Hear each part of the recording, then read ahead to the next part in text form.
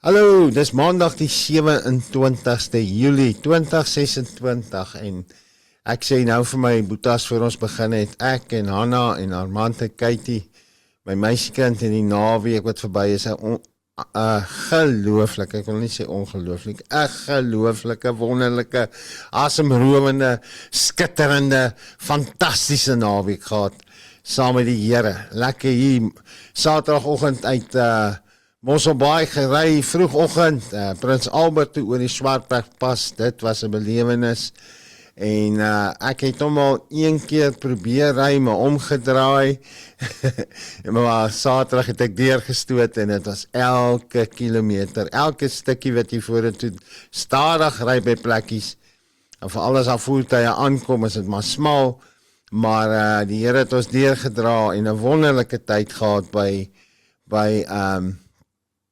Prins Albert gevangenis Saterdagoggend en toe deurgery Beaufort West, oorgeslaap daar en gisteroggend was ons daar by die Beaufort West by die verhoorafwagtenis en dit was net 'n wow oomblik ook in my lewe. Dis wat ek altyd vra, Here, ek wil altyd opgewonde raak soos die hemel opgewonde raak as 'n verlore seun of dogter huis toe kom. Ek wil saam in die hemel party. Ek weet ek is gebore om die hemel te laat party. En daar's net een ding wat die hemel laat party. Is nie as blinde oë oopgaan, die krepeles loop of die bokke wen nie. Nee, is as 'n verlore seun of dogter huis toe kom. En dis al. En ek het al vir Vader gevra, vir die Here gevra, hoekom is die engele so opgewonde as 'n verlore seun of dogter huis toe kom, en dan het ek net ervaar, hulle sien hoe ek opgewonde is. Hulle sien hoe die koning dans as iemand huis toe kom, hoe opgewonde die Vader is, en dit maak hulle opgewonde. So ja, baie welkom vandag hier by Brultyd, en hierdie program sal seker eers teen môre aand op YouTube en Facebook beskikbaar wees, of die podcast. Hier is nou eers die opname, maar ons is opgewonde asof ons lewendig is, hopelik van volgende week af. Ek het 'n paar uitdagings gehad met ons wifi, maar van volgende week af sal ons weer lewendig gaan. En maak seker ook, donderdag aande, 6uur, kan jy na ons luister op Heartbeat FM, as jy hier in die tuinroete woon, of online op Basak Radio, of op Basak TV, ons podcast channels, die opname van Brultyd is oral beskikbaar. En dan sien ek die mense geniet dit baie op Facebook. Ons het baie views en ons is baie dankbaar daarvoor. Het is belangrik dat jy dit met mense deel en met jou vriende en familie deel en share en subscribe, want dis wat ons help om aan te hou. Maar vandag, as daar net een is wat hoor, as daar net een is wat weer begin brul, dan is ons opgewonde. En ons praat oor vaderskap, ons praat oor seunskap, en ons is tans besig om te kyk na The World Needs a Father se opleiding. Oom Cassie Carsten, soos ek hom ken, het 'n boek geskryf, The World Needs a Father. Ons het al op die vorige brultye, en selfs op ons transformasietafel, ons Engelse podcast, wat donderdag is, het ons begin praat oor The world needs a father. Die wêreld het 'n vader nodig. Ek sê vir die manne nou voor ons begin het, dat ek het gister die hele naweek weer gesien. Jy weet, so lekker as 'n ou in 'n tronk en stap, hulle is nog toegesluit, ons stap deur na die binneplaas toe met die toerusting. Ek en my seun nou, Armand, my jongste seun, die naweek, en hulle skree daar die sel uit, hallo coach, jy weet. Maar as jy klaar is, en die ouens kom sê dankie, kom druk jou, en jy sien hierdie ouens soek net dads, hulle soek 'n coach, hulle soek iemand wat vir my sê, kom man, volg my soos ek vir Christus volg. Ek het nou voor ons begin ook Spreuke 4 gelees, en ek glo ons 'n bietjie daar aanvat vanoggend. Maar kom ons kyk gou na Oom Cassie Carsten, dit wat ons oor vandag gaan praat, gaan oor Every Season Counts. Dis sy boodskapie vir vandag. So kom ons luister gou, net so oor die 9 minute lank, en dan gaan ons lekker daaroor gesels. A father is a life coach. So a father must understand life. Not only must he understand the enormity of the impact of the mother and the father themselves on the children in the home phase of their lives, But he must understand every single year of the life of the child in the development process. And therefore, the father needs to be trained to understand what are the most impactful things in year 1, year 2, year 3, year 4, along until the child gets to 21 years old when he becomes an adult. And therefore, in this session, we want to train fathers to understand life. Life works with seasons. There is the home phase season, the first 11 years of life. Then there is the group adventure season, which is the teenager season from 12 to 18 years old. Then there's the preparation for maturity that you get at the end of that season. Then you embark in the success season where other influences impact your life. And then you work to the apex of success, which you will probably find here by 38 to 40 years old. This is the first half of your life. Then you go into the halftime, which is the transition period in life. Then you go to the second half. And after the second half, you go to the last season, which is the finishing well season. So one needs to understand that life works through phases and through seasons. But for a father to be a good life coach, he needs to understand the importance of every year of the life of a child. And that him and mother, who are the main potters of the clay, that they together have to work on these specific seasons. For instance, the first year, actually even the first months of your life, are very important in the instilling of trust, or if that is not there, mistrust. And therefore, if someone struggles later on in life, they must know that it actually comes from a void right there, a father wound, a mother wound, right there in the beginning of life. And the intimacy of the mother with the child in the first few months are absolutely essential, because the mother is the one that imparts intimacy into the life of a child, which is absolutely essential for all relationships that people have. 2 to 3 years are the years where autonomy develops. So now the children, the baby, walks on his own legs. He can run in his own direction. That's why you find the mothers running in the malls after the babies, where they decide which direction they want to run. Very important years, where by themselves they must make their decisions. So how you guide them to make decisions, for instance, is very important. But these years can create, for instance, if you do not do this in the right way, can create uncertainty for the rest of their lives, that they would forever not be sure on how to make the right decisions in life. So even 2, 3 years old, absolutely essential years. The next phase, 4 and 5 years old, this is the phase of exploration and imagination. So now the child enters the world of animals, dinosaurs, all these freaky, funny things, and the imagination takes him everywhere. So because of this uncertainty and discovery of new things, the secure environment, the emotional secure environment is absolutely essential there.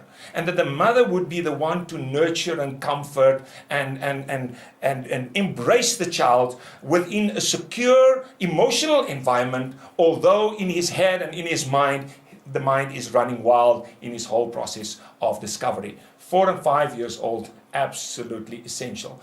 And then 6 years old, now he enters from the mother impact years, which is 0 to 5. Now he enters into the father impact years. Father becomes the primary influencer in the life of a child. And the mother must actually coach the child into that dependence on the father. Now, 6 years old. Now the child has discovered new things to do, and the father is the one to bring affirmation to his strengths, the good things that he does, his unique significance. So the affirmation of the father, 6, 7, 8 years, absolutely essential to not leave you with uncertainty for the rest of your life. So the child moving with the father, the child talking to the father, the father spending time with the child when he's 6, 7, 8 years old, absolutely essential. And then you come to a very key phase, and this is 8 years old. 8 years old, then the abstract thinking starts to develop. So when I talk to specialists in Christian formation, then they tell me that a good time for a child to make a decision of commitment to Jesus, for instance, is 8.5 years old. because now they start to understand abstract thinking, Father, Son, and Holy Spirit. And also, this is essential in the preparation for the next phase that would follow, which is also a phase that can really rock the boat. And that is the phase of the sexual development. Puberty starts with the girls 9 to 11 years, with boys 10 to 13 years old, maybe 2 years later, and they need guidance in that. And they need the stability and the strength of the father in this process. So the father takes responsibility to talk to his son and the mother to the daughter, but the father is the life coach, keeping the time of each of these phases to guide and coach the child into understanding life in a better way. So now mother and father talks the child to the sexual development and all they will encounter in life related to that. Please, we all know we cannot leave this to the general media to train our children and educate our children in this. This is the responsibility of the father and the mother. So the father years, impact years, 6 to 11. The last 2 years of those, 10 and 11, absolutely essential in forming identity in the child. The child must understand who he is. Identity is formed mainly by 4 things. Number 1, that you will understand your own uniqueness, and that you will understand, therefore, the own values that you choose, the friends that you choose, the choices that you make, and that you will know exactly how to do it, to say, this is what I choose amongst many, many possibilities. And also, from 10 years old, you will have to have a mission in life. So that mission gives you direction. So identity and purpose must be clear in the life of a child, 10 and 11 years old. Very sensitive time where the child can be impacted through the right values. One of my children, we took to Calcutta, India in those years, and the permanent impact of instilling the right values in the child is seen now in the child. Wonderful years of instilling the right values in the child, 10 and 11.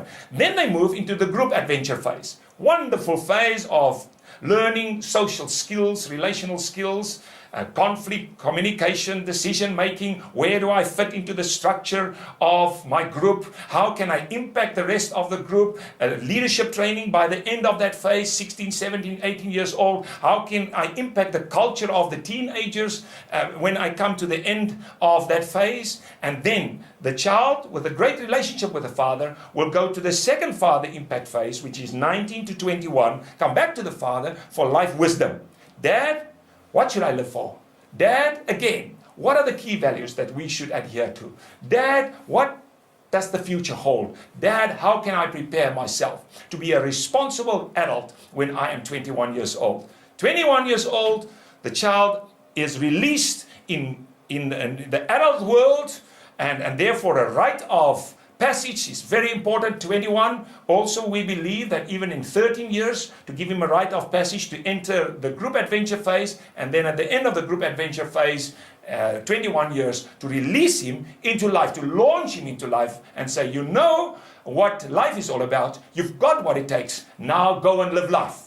And then the child departs in his mind, grabbing the responsibility of life, enter the success season. Because he knows who he is, he can deal with the impact of culture and maybe by himself also impact culture, and then he can go through the success season of life and enter the other seasons in life.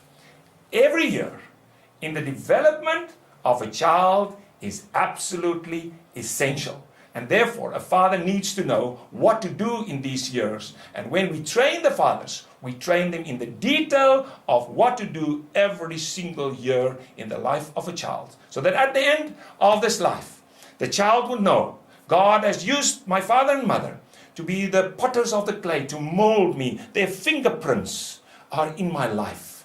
And God's fingerprints are in my life because father and mother being used by God as the glove to form me, to equip me to all the challenges of life.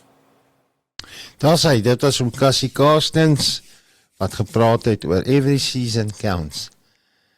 En manne, ek sou wat wou gee om hierdie opleiding te gehad het voor ek kinders gehad het.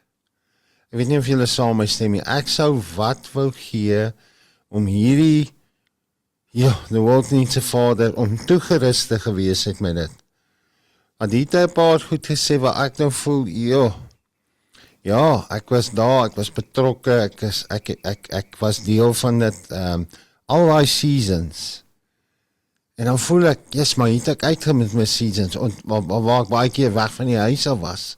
Weet, besig was met bediening en uitreike, daar was 'n tyd wat ons hulle saam met ons gehad het, die kinders, veral die tweeling.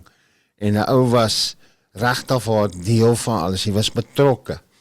Maar soos hulle ouer word, dan voel hulle ouers op 'n stadium, jy mis jou kinders. Jy weet, asof hulle 'n bietjie wegraak, veral in die tienerjare. En Andrei, ek wil eers op jou knoppie druk as iemand wat en Atman sal naam wees, manne wat nou al manne oplei, mense oplei in hierdie The World Needs a Father. En dit wat Cassie oor gepraat het, waarna ons geluister het nou, wat sal jy as ons nou sit en die mense wat kyk en wat luister, wat sal jy oor hierdie video, oor hierdie aspek van elke seisoen is belangrik in 'n kind se opvoeding.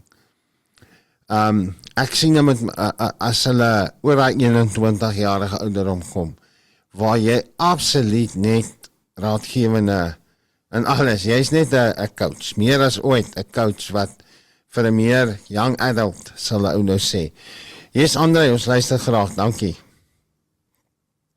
Môre Fek, môre manne, môre luisteraars. Ja, ek stem saam met jou Freek. Ek dink meeste van ons het nie eintlik geweet van dit wat Cassie ons nou van vertel het nie. Ons het kinders groot gemaak. Niemand het ons geleer hoe om dit te doen nie. As 'n mens luister na wat hy sê, dan is daar sekere raakpunte wat hy ou dink, miskien het jy hier en daar so 'n bietjie raak gevat, maar daar is soveel wat hy ou nie van bewus was nie. En dis vir my in hierdie wêreld wat ons in leef, wat ons na die statistieke kyk en soveel probleme word toegeskryf aan paas wat nie in hulle families betrokke is nie. En ek wil net sê die eerste ding wat vir my uitstaan is dat hy het gesê van father and mother are the potters of the clay. En dis vir my ontsettend belangrik. Met ander woorde, dis die kern van die gesin. En as jy praat van 'n potter, dan praat jy nie van 'n ou wat die stuk klei neersit op die wiel en die wiele aanskakel en dan vir 'n koppie tee maak en ander dinge doen nie. Hy is intens besig met daai klei die heeltyd en soos wat hy sy hande en sy vingers beweeg, het hy 'n doel daarmee. En ek wil dit amper gebruik as 'n metafoor van hoe ernstig ons moet wees oor ons kinders grootmaak en besef dat die klein dingetjies wat ons doen 'n groot impak het. Cassie het vir ons baie mooi deurgevat deur al die jare en die mother impact en die father impact, al die verskillende stadiums. Ek gaan nie dit herhaal nie.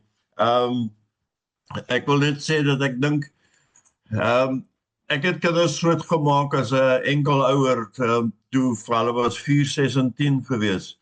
En as ek nou terugkyk na wat Cassie gesê het, is ek ontsettend dankbaar dat hulle ma nog geleef het in daai eerste 4 jaar. En in die eerste paar meer jare van die ander 2.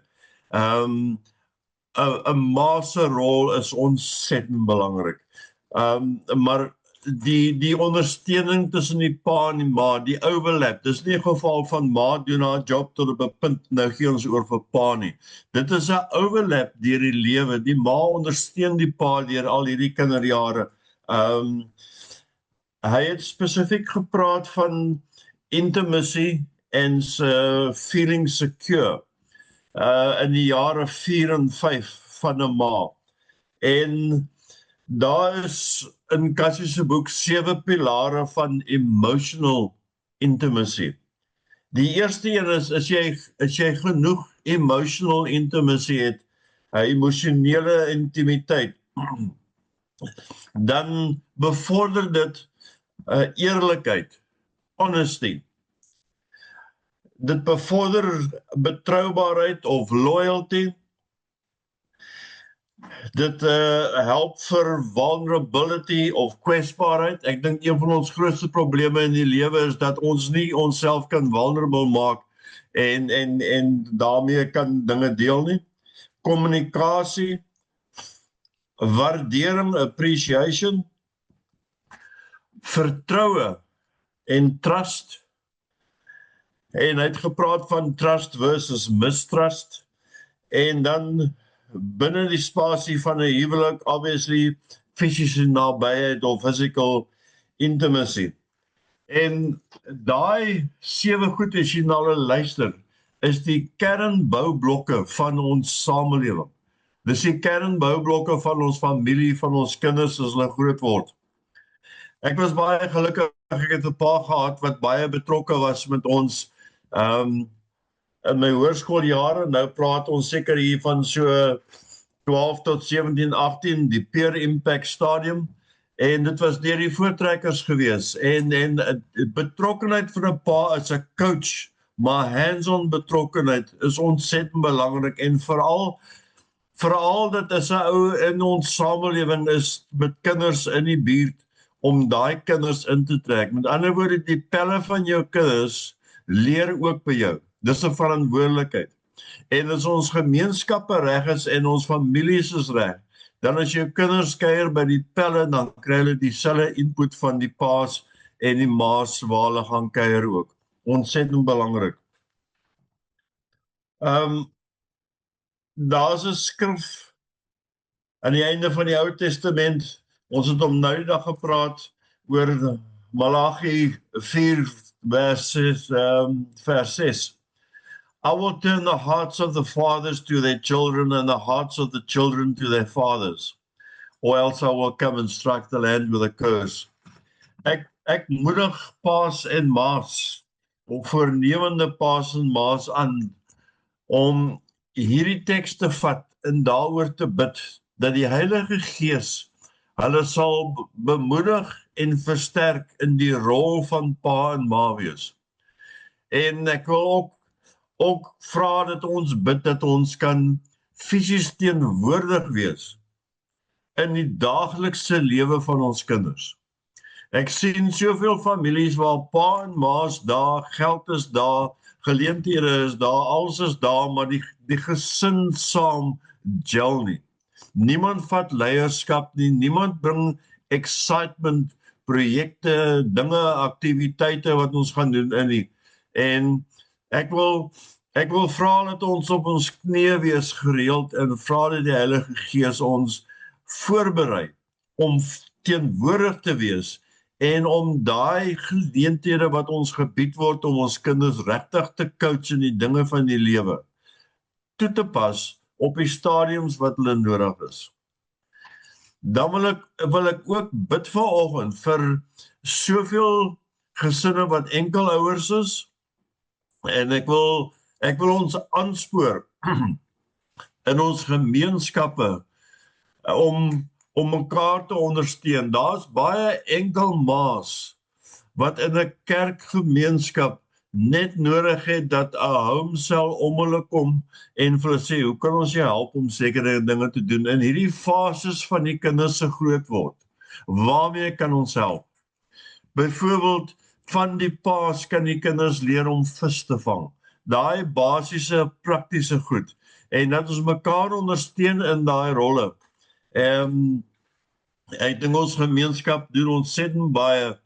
En terwyl ek dit sê, ek dink dit is ook tyd dat ons die Magogo van hierdie Suid-Afrika, al die oumas en al die ma's wat kinders grootgemaak het sonder 'n pa, sal die Heer vanoggend en vir die Here sê dankie vir hulle rolle en die inputs wat hulle gegee het. Daar is baie ma's wat baie beter paas was as wat die pa sou gewees het. Daar's ma's wat plekke vol gestaan het en wat hulle voet neergesit het op plekke en wat leierskap en praktiese ervaring gedeel het op hulle eie. En ons as 'n Christen gemeenskap moet laer trek om sulke mense en hulle ondersteun. In ons gemeenskap sal daar altyd mense wees wat nie 'n pa of 'n ma het nie, of wat afwesig is as gevolg van werk. En ons kan almal help daarmee.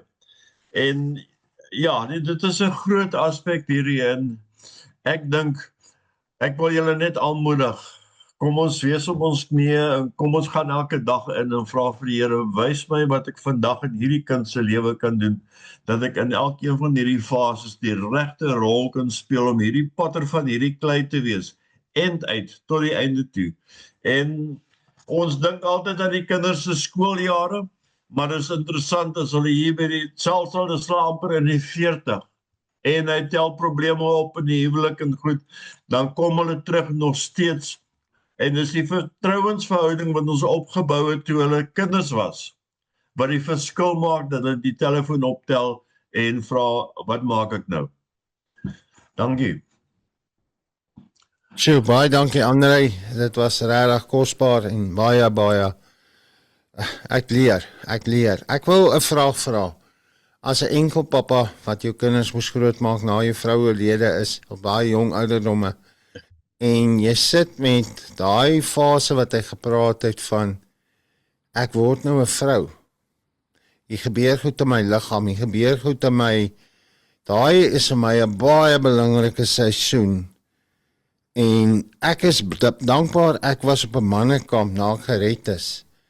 En die Sondag, of was dit nou in 'n klein groepie, maar was 'n woord en aksiekamp net buite Pretoria. En daar kom 'n ou en hy getuig. Hy sê hy's 'n prokureur. Hy sê en sy vrou bel hom en sy sê vir hom, luister, Sissa is nie lekker nie. Sissa is nou in 'n toestand. Wat fout? Nee, sy begin menstrueer. En dis vir haar onnaakbaar. Jy weet, dis net vir haar, ek meen. En hy sê is fine. En hy reël met sy sekretaresse, hy sê, kanselleer al my afsprake, of dit nou die volgende dag was, of 2 dae later, maar kanselleer al my afsprake, ek het nie hof nie, ek weet nie wat al die goodies, maar hy sê ek het 'n afspraak met my dogter. Gaan koop 'n bos rose, en toe sy die middag van die skool afkom, sy van die skool afkom, toe wag hy vir haar. Toe sy in die huis instap, toe sy my kind, en hy vat aan sy arms, geef haar die blomme, vat haar kamer toe, want dit is 'n plek van liefde. Moenie in die kamer tigtig nie, gaan tigtig in die badkamer, want dit is 'n plek van afwas en skoonmaak. Kamer is 'n plek van intimiteit, dit is 'n plek van liefde, kommunikasie, en hy vat haar in die kamer, en hy sê, kom ons gaan op ons knieë, en ons sê vir die Here dankie. Hy het jou wonderlik geskape. Dit is werklik waar wat die woord sê, jy was kunstig aan mekaar gewewe in jou moeder skoot. Hy het jou wonderlik geskape. Jy word 'n vrou. Jy word 'n vrou, jy gaan eendag geboorte gee aan kinders, my kleinkinders. Kom ons prys die Here, en hy maak jy die sleg in haar lewe, wat van so sleg voel, en so nie lekker is nie, maak hy vir haar mooi. Skep die dad, en ek sit daar, ek luister, ek het nie geweet, my dogtertjie kom eendag nie, maar sy is op pad nie, maar dit het my so aangegryp, hy sê, vat haar uit vir ete, en hy het net die dag saam haar spandeer, en net vir haar vertel hoe spesiaal is sy, en hoe vreeslik wonderbaar is sy geskape, want sy is vrugbaar, sy het 'n vrou geword. Sy dogter is uit sy huis uit getroud as 'n maagd. Want sy het dit nie gaan soek by 'n ander man, of by die kinders by skool moes vir haar vertel het, wat gaan nou hier aan nie. Mamma en haar veral haar pappa was in daai oomblik. Nou baie van ons mans wil weghardloop, want ons weet nie wat nou, wat moet ek sê nie, en ek gaan nou vir jou, maar vir julle ouens, toe ek, liewe luisteraar, toe ek kanker gehad het, bietjie meer as 3 jaar terug, was dit een van die redes wat my laat fight het, om te lewe.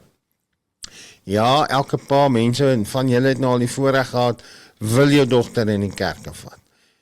Dan sê my meisiekind vir my, maar dad, ek wil hier met my trou. Ek sê, nee, jy kan nie vir my dit vra nie, ek gaan nie die krag hê om te doen nie, maar, verstaan, ek het gefight, en ek het dit al op my programme op TV en op radio gedeel, en van my pelle, wat ook jonger dogters het daar dan ook gesê, shucks, ek wil dit ook eendag doen. Ek wil wag vir haar.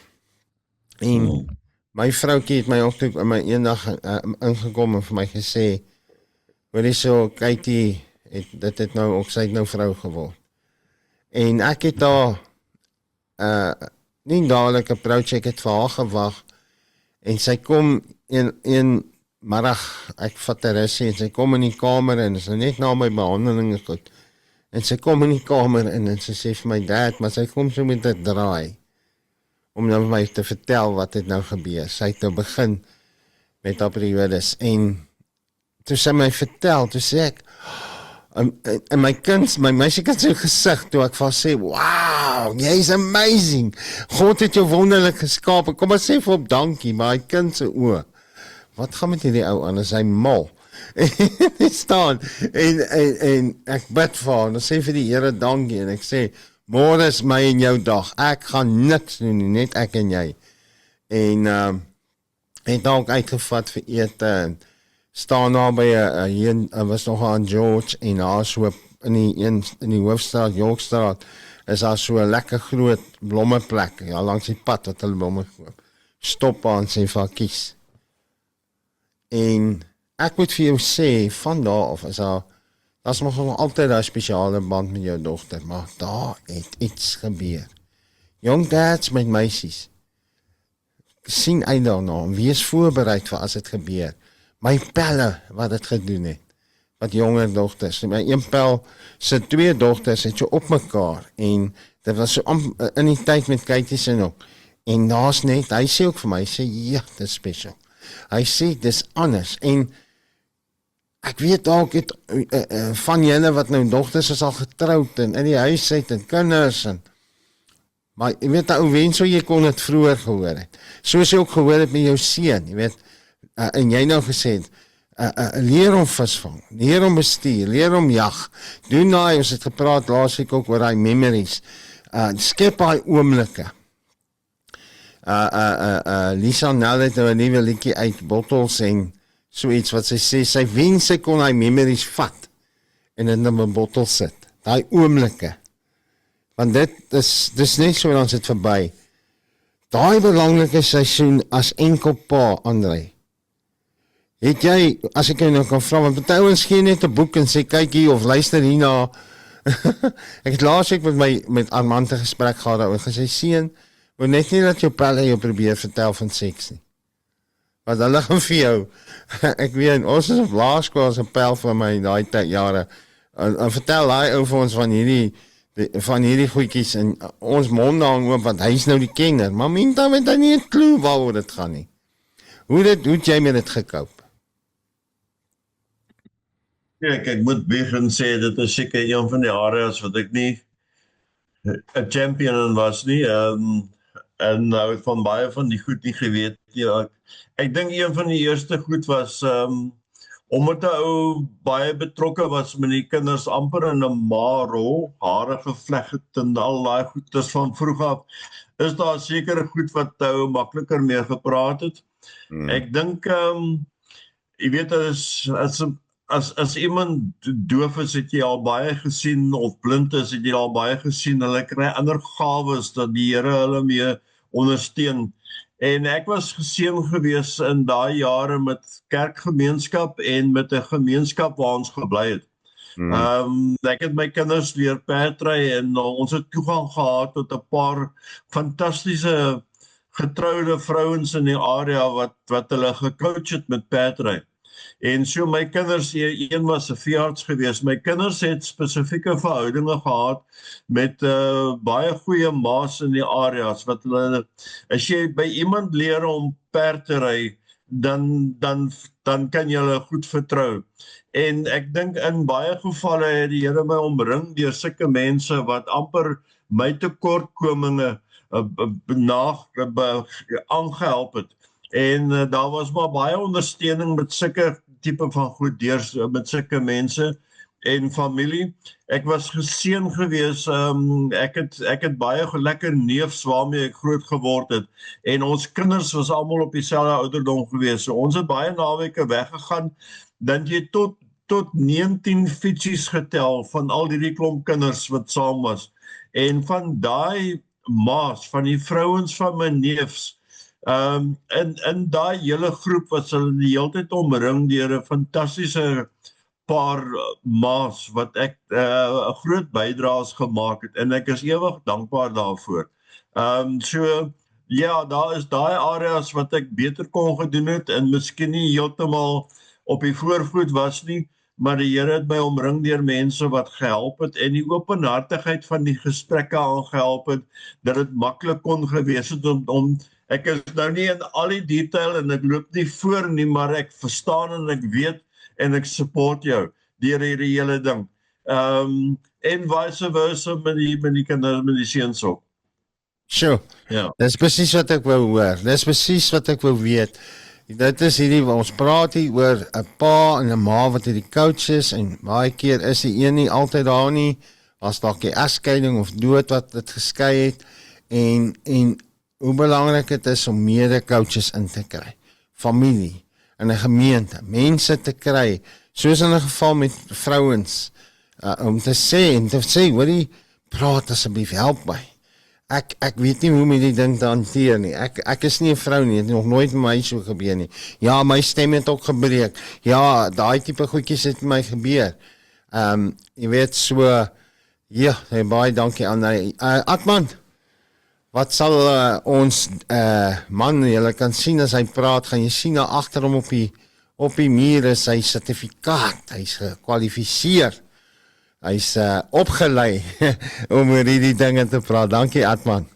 Terwyl Atman besig is om uit te sorteer, kan ek gou hier so inspring. Yes. Yes, Andre, jy het net so 'n lysie gemaak toe jy begin het van weet die dinge wat die kinders leer van ma en pa af in daai intimiteit op 'n jong stadium. En ek wil net noem, daai lys is presies dieselfde lys wat jy 'n goeie besigheidsman maak. Dit is dieselfde ding. Ons praat, ek praat nou van die 100 Rand man. Integriteit, vertroue, en selfvertroue, eerlikheid, kalmte. Jy kan sien dat 'n kind wat lekker rustig groot geword het daai vroeë jare, het 'n kalmte omtrent hom. Daai selfvertroue en kalmte gaan so lekker saam. Ons praat van cool cats, Freek. Die laities of die kinders is sulke lekker cool cats. Hulle Pieter het soveel keer gesê toe ons gepraat het van van die pa wat die pa wat nie in 'n huwelik is nie. Bly net kalm, stay cool.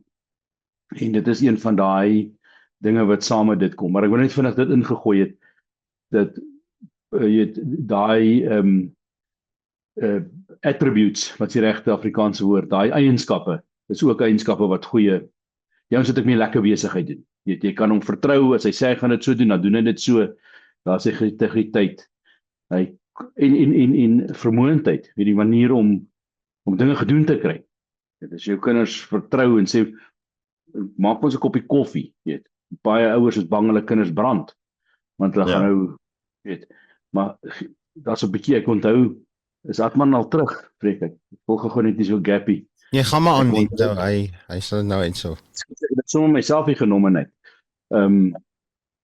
Om die kinders die bietjie, daar gaan dalk 'n bietjie pyn wees, daar's dalk 'n bietjie kans dat hulle gaan injury optel in die proses. Maar ou moet die vertroue in hulle sit en sê, ek trust dat jy dit kan doen. Ek dink aan my laaitie in hierdie presiese kamer waar ons nou sit, dit was sy slaapkamer gewees. Gee sy oupa vir hom sy ouma se haardroër wat stukkend is, om uitmekaar uit te haal. Dit was sy ding gewees. Hy goed wou uitmekaar uithaal en sien hoe werk die binne goed, hoe lyk die dinge binne in die derms. En nou het hy hierdie haardroër uitmekaar uitgehaal en daar's 'n motortjie in die middel, so haardroër werk so uit 'n elementjie wat om die motortjie gewind is met 'n keramiek separatortjies, en dan blaas hy nou die lug deur die elementjie. Nou het hy die haardroër mekaar uitgehaal, nou het hy die motortjie in sy hand, maar met die elementjie nou, so hy nou die elementjie vas, en hy plak die ding in. Dis natuurlik nou, sy pa weet nie van die wat hy nou aanjaag nie, dit is maar 'n gereelde ding gewees. Laities maak maar so, hulle maak droog so, ek weet jou laities het nooit droog gemaak nie, Freek, maar myne het nogal 'n spesialis op dit geraak, baie keer, en in elk geval, nou plak hy die ding sommer die plank in die volgende oomblik gebeur daar twee goeters gelyk. Die een is die element word warm en brand sy vingers en hy sjok hom. Toe, dis nou op, dink daai exploration, daai 4 tot 5 jaar oud. So ons hoor net die geskreeure in die kamer, soos die ding om raps. en 'n besluit daarso, hy gaan nooit weer 'n elektriese ding vat nie. Hy wil nie weer 'n elektriese ding uitmekaar uithaal nie. Dis nou klaar. En toe hy daar by ons vra of hy daar saam met ons kan kom werk. Toe sê Dad, ek sal enigiets doen. Ek gaan net niks elektries doen. Niks elektries nie. Ek wil nie dan raak nie. Ek wil nie daarvan weet nie. Ek wil nie daarna kyk nie. Niks. Raai wat doen hy nou? Hy is besig om 'n ekspert te word op elektries. Partykeer daai eina pyn leerervaring is goed. Weet ek sê vir hom nou die dag. Jy is besig om lekker te werk aan hierdie groot 380 volt panele, lewendig. Dit is eendag dag gaan hy jou weer raps. Dan gaan jy weer leer. Nee, Dad, ek weet beter. Atman, is jy terug? Ja, maar ons hoop dit kom reg. Dankie. Menshou. Ja, en weet jy is, ek weet iemand wat nou dadelik saam met en omdat jy dit so na die besigheid toe vat. Jy moet nie dink jy gaan oornag 'n perfekte ouer word nie, né? Dis ook maar 'n absolute leerproses. Foute gaan jy maak. Leer uit jou foute uit. Ja. Ek het al foute gemaak en dan moet ouma teruggaan na jou kind toe en sê sorry, ek is jammer, ek het jy weet, dalk sê jy vir die kind, hoor jy jou kop raas en die kind ervaar nou, my pa sê ek is mal. Nou sê ek maar eerder, sal ek sê, Juan, weet jy, in die tronk sê hulle sê my plaat is warm, dan sal ek nou maar sê, jou plaat is nou 'n bietjie warm, jy moet afkoel. Jy weet, 'n ou moet versigtig wees, baie met jou woorde, maar yes, ou sê baie keer, en dan moet jy mans genoeg wees, groot genoeg wees om te gaan jammer sê. Jy weet, jy het oorreageer. Ek weet as kind, was dit 'n ding wat vir baie jare 'n wond in my lewe gelos het, was, as dat droog gemaak was, het almal gesê is ek. En baie keer was ek onnodig geslaan. Was ek onnodig bygekom en dan was dit nie ek nie. Jy weet, en daar te weet, my ouma wat op 'n stadium gesê het, ek sê al my kleinkinders oor hom, maar behalwe vir hom, hy is die swart skaap.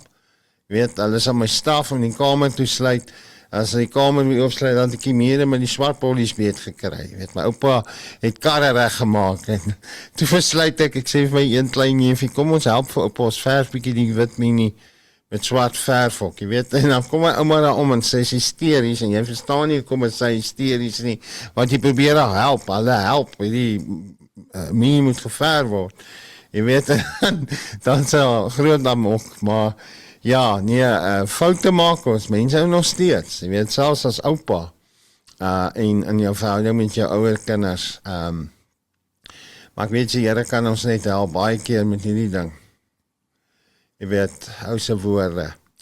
Jacques, wat het jy op die hart, my boeta? Jy weet, ek dink so, môre aan almal, ek dink so aan die dag toe my kind gebore was. Dit was so groot ondervinding gewees dat ek die hospitaal verlaat het sonder die manual. En toe ek later teruggaan om die manual te gaan kry, toe vra die dokter vir my watter manual, want daar bestaan nie 'n manual nie. Toe moes ek hierdie lewe ingaan en alles gaan leer van self af. Want ek het verstaan dat my situasies is nie noodwendig dieselfde as die ander nie. So ja, as 'n ouer gaan jy deur die lewe, jy het nou hierdie kind gekry, daar's nie 'n manual vir hom nie, en hy kan val, hy sal nie breek nie, hy het al van die bed af geval. Dit gebeur, so jy as 'n ouer moet dan 'n klomp bal in die lug hou. Jy moet hierdie nuwe babietjie met jou happy hou, jy moet jou werk gelukkig hou, en jy moet jou gesin gelukkig hou op die einde van die dag. En iewerste gaan jy 'n bal laat drop. Watter bal is dit? Ja, ons as mans moet seker maak ons drop nie die huwelikbal nie, want dan verloor jy jou vrou in die proses. Maar ek moet ook deur Spreuke leer dat wat ek met my mond sê en met my tong bely, is dit wat ek gaan spreek. So wat sê jy vir jou kinders? Hoe maak jy jou kinders groot? Stop jy hulle R1000 in 'n land op 'n Vrydagmiddag en sê gaan Menlyn Mall toe en gaan geniet julle self? Of leer jy hulle kwaliteit tyd om saam met jou te spandeer, noem dit visvang, puzzles bou of wat ook al, maar iets insiggewend vir hulle om te leer van die toekoms. Wat doen jy met jou tyd wat jy met jou kind spandeer? So, ja, al wat ek wil sê is, ek het ook maar baie foute gemaak in my lewe en ek maak het nog steeds, maar deur die deur die grace of God, deur die genade van ons liewe Vader, help hy my om altyd op die regte pad op terug te kom. En dis as jou fondasie reg is met die Here, sal alles uitwerk. En dis makliker gesê as gedaan partykeer, maar met die Here se leiding sal hy seker maak dat jy jou kind reg opvoed, jy jou gesin reg opvoed, en jy dan in jou vaderskap staan vir jou gesin en vir jou kind, en vir die mense om jou. Want daar is ander ouers daar buite wat swaar trek, wat dalk net die vaderlike figuur nodig het vir hulle kind vir 'n middag. So as 'n maatjie by jou kom speel, laat hy dan leer hoe 'n vader is, as hy self nie die vader in sy eie huis het nie. Maar laat hy dan jou vaderskap sien, hoe jy jou kind hanteer, hoe jy jou vrou hanteer, en hoe jou gesin operate. So ja, ek wil maar net dit gesê het, Freek. Ja, dankie Jacques, en dankie vir jou eerlikheid, dus om te erken, jy weet, oud foute gemaak, en as jy, ek glo jy stem saam, maar hierdie kon gehad het, jy weet, hier is 'n manual, daar is 'n manual, die manne wat, jong manne veral, ons wil julle, ons doen nie hierdie op roltyd net om het te doen nie, is om jou te help, om nie foute te maak wat ons gemaak het nie, en baie van ons betaal nou nog.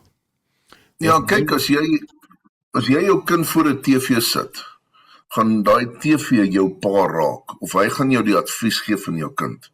So maak seker jy vat jou kind weg voor daai social media, voor daai Facebook, voor die speletjies. En kry jou kind om saam met jou tyd te spandeer oor hoe jy werk as 'n ouer, of die liefde wat jy hom wil gee. Want as jy hom nie daai liefde gee nie, gaan hy daai liefde soek by iemand anderste. En dit mag 'n TV-speletjie wees, mag 'n TV wees. Waar gaan soek hy daai liefde van daai cap wat jy veroorsaak het om nie daar te wees vir hom nie? Ja, en jy wat nou ook redelik baie betrokke is met social media en die media en internet en die aard van jou werk ook.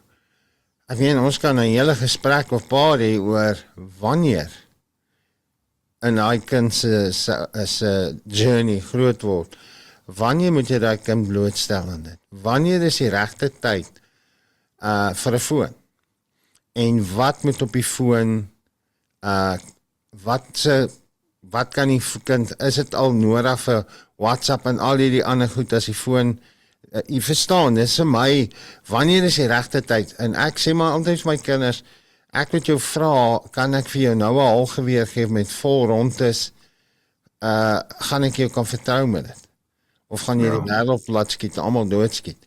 Jy weet, so dit gaan as ek jou kan vertrou met dit, en met social media, ek en my jongste seun het nou, as paaskind mitselings gehad, want jy weet, die maats en almal sê, jongens, jy 16 nog nie 'n foon het nie, is al fout. Jy weet, en dan sê ek maar, wat hulle sê ook, jy weet, hulle sê vir my, ja, of jou ouers is te streng, of dit of dat, maar ek sê, hoekom sê hulle nie, maar kan ek jou al vertrou met 'n foon nie? Onthou, die kinders meet hulle self teenoor mekaar met wat hulle het. So hierdie kind het 'n foon, die ander kind het nie 'n foon nie. My opinie is, hou daai foon weg so lank as wat jy kan. Want daai foon leer jou evil goed. Letterlik, as ek gaan kyk wat op Facebook aangaan, die foto's wat hulle vir mekaar op WhatsApp stuur, hoe hulle by mekaar reël om drank in die koffie in te gooi en te drink by die skool. Dis ongelooflik deur evil goeters wat op social media versprei word onder kinders en die groepies wat hulle maak per skool, en die onderwysers en die ouers weet nie van hierdie groepies nie. En voor ons hoe uitvind, is daar moeilikheid. En dan wil ons op onsself weet, hoe het hierdie moeilikheid gebeur? Maar ouer, jy kyk nooit na jou kind se foon en hoe hy sy identiteit groei nie. Want hy groei sy identiteit op daai ding wat hy voor hom het die hele tyd van die dag. Weet, as jy 'n persoon druk, wat gaan uitspring? Gaan daai evil uitspring wat binne daai persoon gebroei het vir die laaste paar jaar, of gaan Christus uitspring as jy daai persoon druk? Ja, 100%. Jy weet, ek het al by skole bedien, of ek is mal oor om by die koshuise in die aande, daar by die seuns saam met hulle, want daai ouetjies is eerlik, hoor. Kyk jy, hulle vertel dinge is reguit, hulle loop nie draai nie. En dan sal hulle vir my sê, oom Freek of coach, luister, ek het in sekere koshuise vat hulle die fone en hulle sluit dit toe in die aande. Want hy seuns is so vasgevang in porn. Dat van hy seuns vir my sê by skole, oom, ons het 'n wifi hotspot by die skool. Dit is gereeld 'n klomp seuns in die badkamers wat saam masturbeer as gevolg van die porn. Verstaan, hoe siek is hierdie ding? Weet, so ek weet hier by ons in die omgewing is daar skole, hulle vat die foon as hy kind by die skool kom, en jy kan jou foon vanmiddag as jy huis toe gaan kry. Ek sê prys die Here. Yes, André? Ek wil net ook aansluit by wat Jacques gesê het. En terugkom na die situasie wat ons kinders tussen hierdie groepies en dinge gebeur in die groepies. En toe my kinders groot geword het en daar was die maas in die area gewees. Ek het so gang laities gehad. En as ons 'n fout maak, dan moet ons ook we gotta own that we made a mistake. Ek het 'n belofte gemaak en hulle dat ons gaan braai op 'n Vrydag aand, 'n Vrydagmiddag daar by die huis. En ek het toevallig 'n krisis by die werk gehad en baie laat gekom toe ek by die huis kom. Dis hulle almal vas in die slaap. En hulle het vis gevang in die middag en hulle het gedink ons gaan hierdie vis ook sommer braai. En toe moes ek my laatie wakker maak, toe slaap hy al, toe sê ek vir hom, jy het gepraat van 'n vis, waar is die vis? Dis die vis in die swembad. En die swembad het kloor en goeders ingehaat. En so die volgende oggend, toe ek daai laaties voor 6:00 die oggend wakker gemaak, en ons het daai vis in 'n emmer teruggevat dam toe en hom gaan insit in die dam in, en ek het vir hulle ontbyt gemaak daarna en gesê, hoor, dit is my skuld, ek was laat, ek was absent. Julle het 'n fout gemaak deur die vis in die swembad te sit en hom te bring selfs huis toe, maar hy is nou terug, hier's breakfast, en ek dink dit gaan nou oor dat ons gaan foute maak, en ou moet pa staan vir jou foute, en dis deel van vulnerable wees, ou leer hulle om vulnerable te wees, en dan aan te gaan vorentoe. En dan is ons in ons gemeenskap werk met ons kinders ook. My groep het ek amper 'n gang gemaak in die areaatjie en hulle het redelike klomp goedjies aangejaag en daar was eendag dat 'n buurman my gebel het en toe was daar met modder op sy muur geskryf gewees. En ek het toe almal by mekaar gekry en die storie het net nie uitgekom nie. Toe het ek hulle maag gevat en ons het hulle een kant gehou en hulle een vir een ingekry, ek en die ma saam.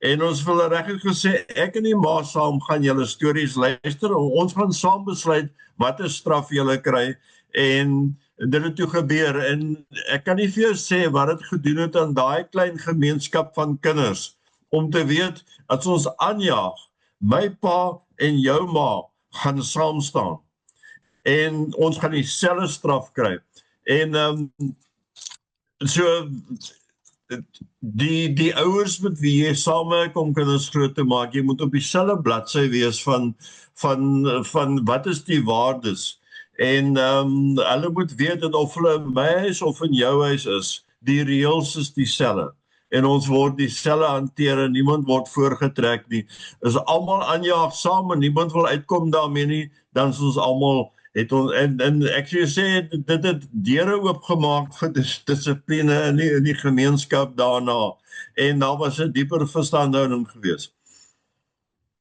So, baie dankie André.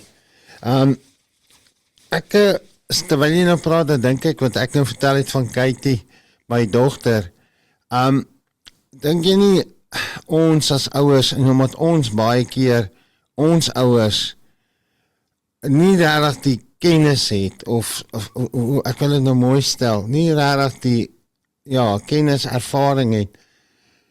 Ja, jy sit 'n boek in hulle hand, of sê, kyk die video, of jy hoop hulle leer by die skool oor die seksuele goed en dinge in die lewe. Maar, jy as ouer, ek het 'n pel, hy en sy vrou het besluit, hulle gaan seks nooit lelik maak nie. Hulle gaan net nie vuil maak nie. Hulle wil hulle kinders laat verstaan van die begin af, kyk, seks is deur God ingestel vir die huwelik. Nie buite die huwelik nie. Daar's niks verkeerd met seks nie as dit in die huwelik is. Maar buite die huwelik is daar fout. Gaan daar probleme kom, gaan daar uitdagings kom. Want jy kan swanger word, ons het al daaroor gepraat. En nou is jy 'n kind wat 'n kind moet grootmaak. So, die Here moet vir ons help dat ons meer en meer, maar dalk vroeër ook in hulle lewens met hulle begin praat en sê, kyk, hierdie is 'n heilige ding in die huwelik. Is gemaak deur God. Dis nie die duiwel nie. Hy maak dit lelik, hy maak dit vuil, hy maak dit verkeerd as dit buite die huwelik is, want dit gaan jou verwoes. Dit gaan jou probleme begin vir jou bring. Jy weet so, ek weet nie ouens, julle moet maar, ons kan nog daaroor praat op 'n ander geleentheid dalk. Atman, is jy nou met ons? Kan julle my nou hoor, man? Halleluja. Ek het nou net gedink dat as ek nou nog steeds stil bly, dan wil Vader seker hê ek moet vanoggend praat. Maar groete weer eens, manne en luisteraars. Ja, ek wil so aansluit by wat jy nou net gesê het rondom die TV en die rol wat dit speel. Dit is nogals 'n groot probleem, as ek dit so kan stel. Ten opsigte van die moeder en vader fases wat ons eintlik ons kinders wil leer. En ek het net jy's gister namiddag toe ek in die vrou nou so bietjie lê, toe kom die kleintjie, ons 'n klein dogtertjie, Kenzie, en sy is hier so tussen ons. En nou kom fluister sy in pappa se oor. Papa, is julle girlfriend en boyfriend? Nou sy is 4. Sy raak nou Augustus maand eers 5 jaar oud. Nou fluister sy dit hier in my oor en sy het so 'n stout glimlaggie hierna na my vrou se kant toe, en dan sy nou weer na haar toe en sy fluister haar na haar oor, en toe sy seker nou vir haar gesê, nee, ons is nie boyfriend en girlfriend nie, we are married. En dan kom sy weer terug en sy vra vir my, so you are married. Nou, wat ek wil sê is, ons kleindogter is 4 jaar oud. Die impak wat ons kinderprogramme deesdae op die TV het, speel 'n verskriklike groot rol, want in die vroeë jare as ons Spider-Man gekyk het, dan was dit 'n heel onskuldige stuk. Nou is dit, daar's baie ander goed wat daarin is en wat hierdie kindertjies se aandag trek. So mense, dit is nogals baie belangrik, en dan wil ek vir die manne sê wat nou luister en dalk nou al baie van die goed gehoor het en vir homself sê, Here jong, ek is 'n flop, ek kom nie by die goed nie, ek wil jou net gerusstel. Ons manne wat die sit, ek self, my begin was 'n ramp, as ek dit vandag so kan stel. Jy weet, ek was in die tronk, toe sê die tronk het kom na 'n paar jare, en jy wil nou hierdie toer, die goed wat jy nou missing was, probeer inhaal. Is dit 'n proses, en ek dank God regtig toe ek 2017, 2018 van hierdie beginne agterkom en beginne leer, dis eintlik die manier hoe ek moes grootgemaak word. En dit is eintlik die manier hoe ek my kinders tot nou toe moes grootmaak. En ek het ook soos 'n flop gevoel, maar ek het nie daar bly lê en ek het besluit, okay, dit is seker nie te laat nie, en ek wil vir u ook sê wat nou vandag dink, ja, ek het nog nie die goed in my kinders lewe geïmplementeer nie, en jy begin sien nou al die krake in hulle lewens as gevolg van dit. Ek wil vir jou sê, dit is nooit te laat nie.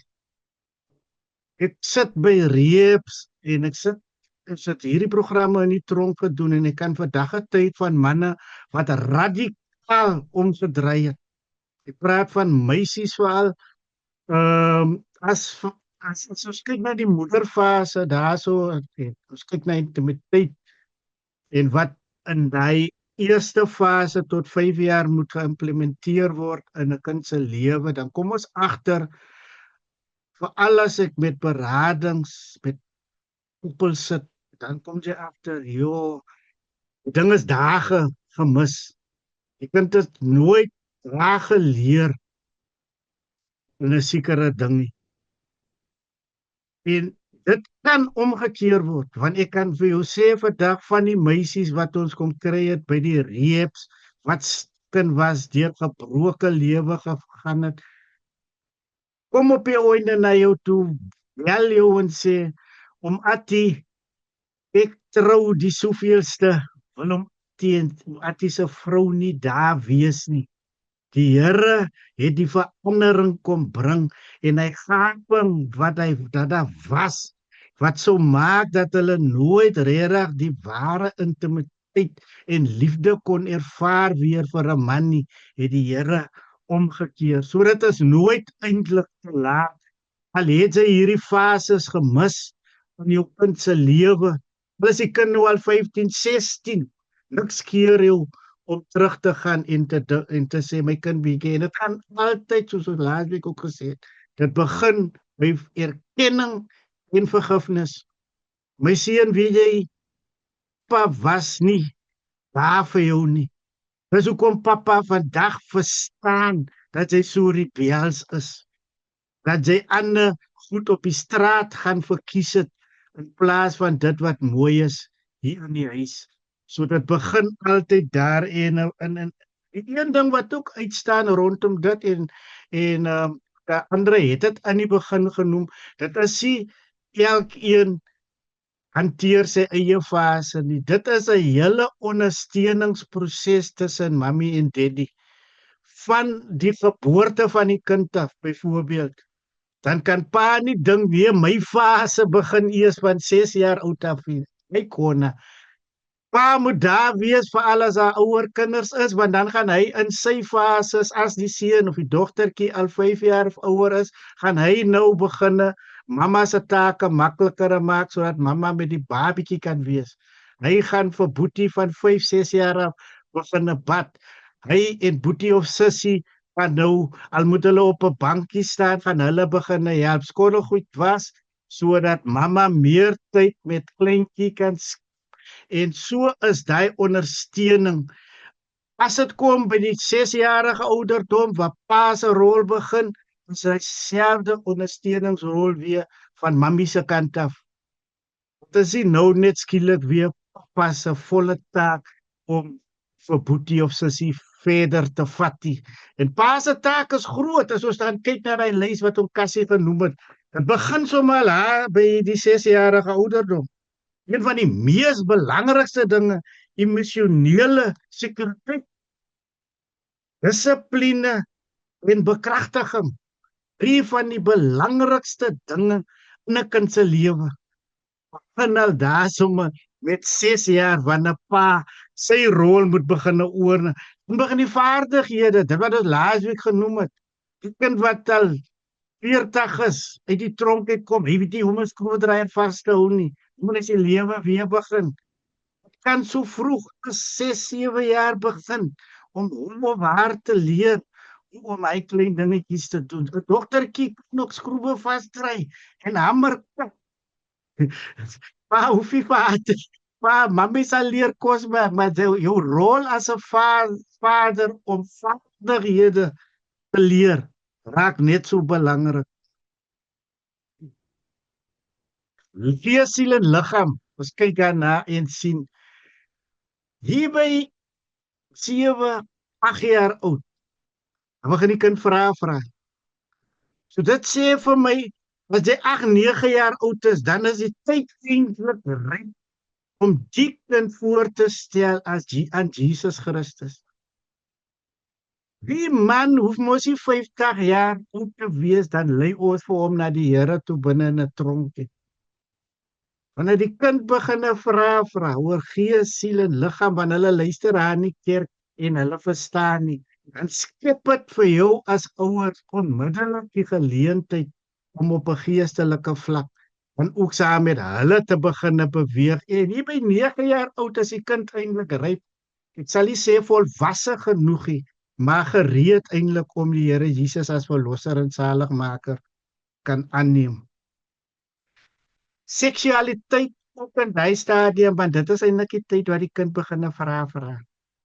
Hoekom is dit so? Hoekom is dit so? Kyk, het moet eintlik daar begin, maar julle hoor nou al, my kleintjie van 4 jaar oud is nou al daar. Sy begin vra nou al die tipe vra. Maar dit is ook die rol van die TV, maar ook die maatjies word aan baie meer goed blootgestel. En dan die stadium van 10 en 11 jaar oud. critical vir meisies sowel as seuns. Identiteit. As daddy nie daar op sy plek is nie. Julle kan maar na ons getuienis luister, die manne wat die pad byster geraak het. Alles wat verkeerd begin gaan het, was hier by 12, 13 jaar oud. So as die kind eers daar kom en hy begin luister na wat die media sê, wat die maatjies sê en dan begin ek sê nie, dit is nog nie te laat nie, maar dan begin fight jy op die agtervoet. Want dan moet jy nou van scratch af begin om vertroue te wen in almal die goed, want die maatjies bied nou iets baie blinker en rooskleuriger aan daar buitekant op die winkelstoep as wat jy vir jou, vir hulle klink dit wat jy nou sê baie vervelig. So die vorming van identiteit hier by 10 en 11 jaar oud, en dit is een van pa se hoofrolle, is verskriklik belangrik. Ons kan vandag getuig as ons nog 'n bietjie struggle in sekere fases van ons lewe, dan kan ons regtig erken dit was nooit in ons eie lewens geïmplementeer nie. En soos ek sê as 'n beraader vandag, omtrent die meeste gevalle van huweliksprobleme en goed wat na my toe kom, kan ek hulle amper terugprys na van daai goed in daai fases wat nie geïmplementeer is in die kind se lewe nie. Ek gaan maar daarso volstaan eers coach. Baie dankie. So Atman, baie dankie. Ek wil gou hierso Christopher het nou vir my koffie opgebring. En my koffieholder hier op my hierbo is die kaartjie van jou wat jy vir my gegee het as op die toer was. Vertel gou waaroor gaan die kaartjies? Nou jy wat hier staan, dan staan nou ook The World Needs a Father en dan staan so fingerprint met 'n kruisie op. En dan is daar 'n foto bo van jou en jou pa. Is ek reg? Jy moet net unmute dat. Dit is my stiefpa saam met my daar op die foto. Hy is nou baie klein, so julle sal nie kan sien hoe liefdevol hy saam met my daar sit nie. En dit is eintlik in teenstelling dat as julle na my getuienis luister, watter soort man hy eintlik was. Maar hierdie fotootjie so ontstaan was, ek was by 'n byeenkoms Roots waar jy na jou familiebande en goed gaan kyk. En vir die tweede laaste dag van daai workshop het hulle gevra dat ons iets moes saambring wat of van jou pa gekry het of foto of so iets. Baie mense het 'n horlosie dan, want ons moes dit toe daarvoor gaan neersit vir die oomblik. Baie het 'n horlosie gaan neersit. Van die vrouens het hangertjie gaan neersit wat pappa vandag dalk vir haar gegee het toe sy 16 geword het. Allerlei herinneringe moes opgeroep word en dan moes jy dit daar voor gaan sit en ek het die foto gehad. Die foto wat coach nog gewys het ek self so design, maar hy klein fotootjie aan die bokant waarna toe ek wys. Dit is 'n foto van my en my pa toe daai tyd. En ek het nog steeds sy fotootjie hier iewers en ek het die foto toe 'n naam gegee, Romeine 8 vers 28, that we know that in all things God works for a good. En ek het verskriklik aan die huil geraak toe ek my fotootjie daar neer gaan sit, vir die heel eerste keer dat ek toe so baie emosie betoon het daar so, maar my vraag was net, wat as? Dit kon so anders gewees het, my lewe, my alles, en dit is die foto vir my nogal 'n baie spesiale getuienis. Toe ek hierdie fotootjie, soos hy nou daar is, beginne ontwerp vir mense wat ek het gee, by van my workshops of so, Coach Alifers is daar agter, is mos wat Paulus sê, ne? Agter op hy ene, toe ek 'n kind was, het ek gedink soos 'n kind, geredeneer soos 'n kind, maar nou dat ek 'n man is, het ek die dinge van 'n kind afgelê en die duimdruk wat ek daar bygevoeg het is 'n teken van my identiteit in Christus en dat oral waar ek gaan dat ek wil dit aan my nagesag nalaat en vir ander 'n voorbeeld wees. Ja, dit is nou my voortweg. Dankie, brother Atman, en dankie dat jy daai voorbeeld is vir so baie ander.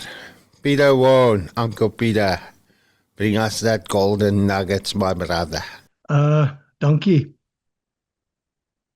Julle wat my storie ken, weet dat ek groot geword het soos 'n tuin sonder 'n tuinier. No boundaries. En dis al wat ek gehad het om my kinders te gee. And I want to say this morning, ons het eintlik twee groepe hier. Die ouens wat ouer is, wat almal wens hulle het beter gevaar. En daai mense wil ek vandag sê, hou nou op, forgive yourself, get over it, build a bridge, cry a river, and get over it. You did the best you could. You gave what you had. You didn't give what you didn't have. But ons het nou 'n hele nuwe groep. Ons het daai ouer ouens, jy kan nie bly waar jy is nie. Jy moet leer, soos Atman gesê het, jy kan teruggaan en sê, luister Boet, ek was hier te kort, daar te lank, ek vra om vergifnis, en het gaan oor die toekoms. Het gaan nie oor die verlede nie, het gaan oor die toekoms. Selfs in hierdie land, ons kan altyd in die toekoms in. Maar as ons in die verlede gaan bly, is daar nie 'n toekoms nie. En ek dink aan Spreuke 22, in Engels sê dit, train your child in the way he should go. Nou dit is 'n tuinmaak term. You train a rose bush. Jy sit 'n sterk stok langs hom in. Jy moet daai sterk reguit stok wees. En so moet jy leef. En dan hou jy daai roosboom naby aan jou. Jy bind hom vas aan jou. Dat hy kan nie net gaan waar hy wil nie. You're going to train him in the way he should go.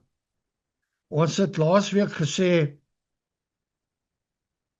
dis op ons om hom te train.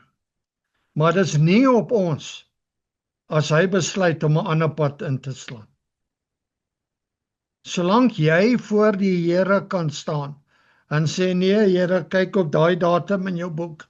Ek het hom geleer, jy steel nie chocolates by die cafe nie.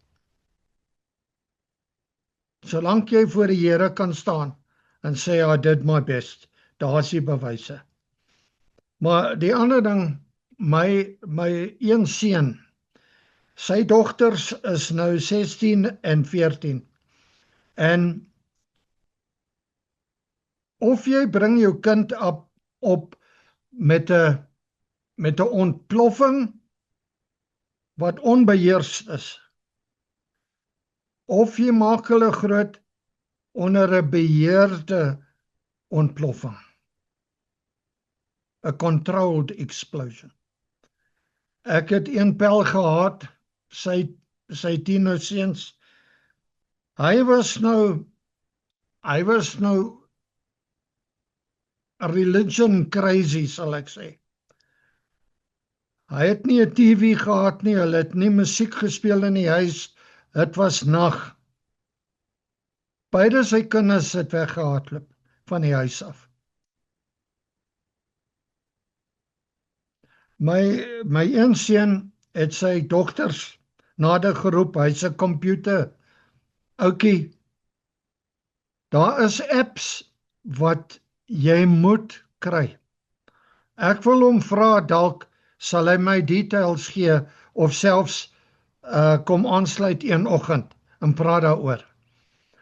Hy het sy girls om 'n tafel gekry as volwassenes. Hier sê ou Cassie, 9 jaar oud, is al puberteit vir die girls. Dis al adults. Jy weet, my ma het gesê 'n kind, daai jare is 'n kind met die matriek gebore. Man, sy het nie 'n klou oor vandag se kinders nie. En hulle is al hoe slimmer en al hoe jonger slim. En hy het apps, hy het hulle neergesit en gesê, right, hierdie telefoon ding, either I keep the phone or we joint manage a controlled explosion. And if you like, controlled exposure. En hy het aan hulle verduidelik wat hy in gedagte het. Hy het nou 'n paar apps. Hy kan enige tyd op sy foon die goed kyk wat hulle na gekyk het. En hulle het ingekoop in daai visie in en gesê, pa, ons wil daai beskerming hê. Ons wil daai boundaries hê. Doen dit maar. En tot vandag toe, amazing. Amazing. So dit kan gebeur. So, dis al wat ek daar wil sê. Ek het altyd gedink, omdat ek sonder boundaries groot geword het, kan my kinders ook so groot. Maar jy kan dit nie doen nie. Daai dissipline en daai training moet hulle hê. Al het jy dit nie gehad nie. So ek praat nou aan daai jonger paas, wat nou wel 'n kans het, met stiefkinders, fosterkinders, pleegkinders, ander kinders, you name it. Duik diep in. Want dit is waar ons die toekoms gaan verander. Is 'n bietjie laat om die verlede te verander. Maar ons maak die beste van 'n bad job, wat die verlede betref. Daar's baie wat jy wel kan doen, en baie liedjies wat op 'n ou viool gespeel kan word. Baie lekker musiek kan nog daar uitkom. So, okay, maar wat 'n onderwerp. As julle wil, kan ek my seun nader, en hy sal, daar's baie apps, en het help die ouens, maar dan gebruik jy jou kind as 'n volwassene, om saam in te koop in jou visie as pa. Dankie julle. Sjoe, Pieter, baie dankie, en asseblief probeer reël dat hy bietjie op die panel kom hier nog. 'n bietjie met ons al kom en praat. Dit sal awesome wees, as mense dalk op transformasietafel ook, dat 'n ou regtig waar, hierdie is vital, is baie belangrik, en soos jy sê, daai belangrikheid om saam om die tafel te sit. Jy weet, ons is nou in daai gesprek met ons jongste seun. Weet, hy sit nou druk op hy soeke foon, en ek is versigtig, maar ons is ook nou met die apps, goed wat ons, jy weet, en dit ook met die ander. So ja, daar is baie goeie apps. Dit sal awesome wees, asseblief reël met hom, om op te kom. Dit sal great wees, baie dankie.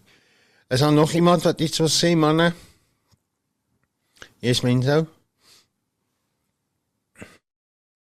Sorry, ek wil net sê, ons sit, daar nog by manne van die woord, sit ons een keer, en ek ontmoet die dokter, 'n mediese dokter. Ek vat my kinders skool toe, en daar's 'n ongeluk, iemand het 'n kind raak gery, nou nie ernstig gelukkig nie, maar toe ek nou daar stop, toe's Marius reeds daar besig om die ouetjie net te check dat hy okay is. En ons begin toe 'n bietjie gesels na die tyd. En hy vertel toe vir my sy storie, hy het gestudeer as 'n mediese dokter, en besef, dit is onvoldoende, hy kan nie regtig sy mense genees net met dit nie, en hy gaan studeer toe as 'n sielkundige, En hy sê, okay, dit is 'n baie belangrike gedeelte, maar hy's nie heeltemal daar nie. En hy's onrustig daaroor en hy besef toe die geheim is in die Heilige Gees. En hy studeer toe die Bybel en die Here se woord. So as jy by hom in die spreekkamer kom, ek het my skouer amper afgeruk met 'n skok, nou dat ons daar praat van elektrisiteit, 'n paar jaar terug, en hy het net vir my gesê, mense, ek kan jou nie help nie. Daar's 'n kans dat jy dalk jou arm gaan verloor, en hy staan toe van sy lesenaar of by kom staan agter my en hy sit sy hand op my skouer en hy bid vir my. Nou dis soos julle kan sien, hulle werk albei nog baie mooi. So ek het hom nie verloor nie. Maar as jou dokter vir jou bid, is daar iets besonders. En hy toe vir ons een oggend, of eintlik 2 oggende na mekaar, kom bietjie verduidelik van die grootwordproses van die kind. En hy het dit so verduidelik. Hy sê hier op 6, 7, 8 jaar oud, dit wat daai kind geleer het, dis soos 'n boksie. En jy sit binne-in as ouers, en jy sit binne-in, en jy sit binne-in. En dan klap daai ding toe. En jy kan hom nie weer oopmaak nie. Daai boksie is nou toe. En ons het nou gepraat, Adman het so mooi gepraat van, hoe kry jy daai reg, dat jy daai reprogramming doen? Hoe kry jy daai boksie weer oop? Dis net die Heilige Gees. Dis net Jesus Christus, wat daar kan weer ingaan, en daai programming redo. Jy gaan dit nie alleen kan kry nie. Ek is baie nervous oor die sielkundige interference daarso. Ek dink daar's net een persoon, as ek so mag sê, wat jy daar kan vertrou dan. En dit is Jesus. Weet. En ek dink dit is wat julle beleef in die tronke, julle besef dit dalk net nie heeltemal nie. Daai jong man en vreek wat jy so lief is voor, wat hulle mind change, dis nie iets wat hulle by hulle self kan regkry nie. Dit moet wees deur hand in hand saam Papa Vader. Dit is so kritiese gedeelte as hy op hy latere stadium, Adman, soos jy sê, dinge moet reprogram. Jacques, jy ken nou die source code en al die fancy goeders wat julle manne binne ingaan as julle daar in die rekenaar ingaan. Daar's ouens wat nie daar hoort nie, ek is een van hulle. Dit gaan 'n disaster wees as ek daar ingaan. Net so met ons met wat hier binne is, hier binne is. Dis wat ek wou sê net vir. So, dankie Menzo. Yes, Atman. Ja, dit is 'n verskriklike belangrike ding wat mense daar noem. Hy inpak in hy boksie in. En in ons healing program het ons een van ons modules rondom die ideale wêreld waar ons mense en selfs jong mense dan net wil weer hê dat hulle moet droom. Maar wanneer jy droom, kyk jy deur verskillende lense.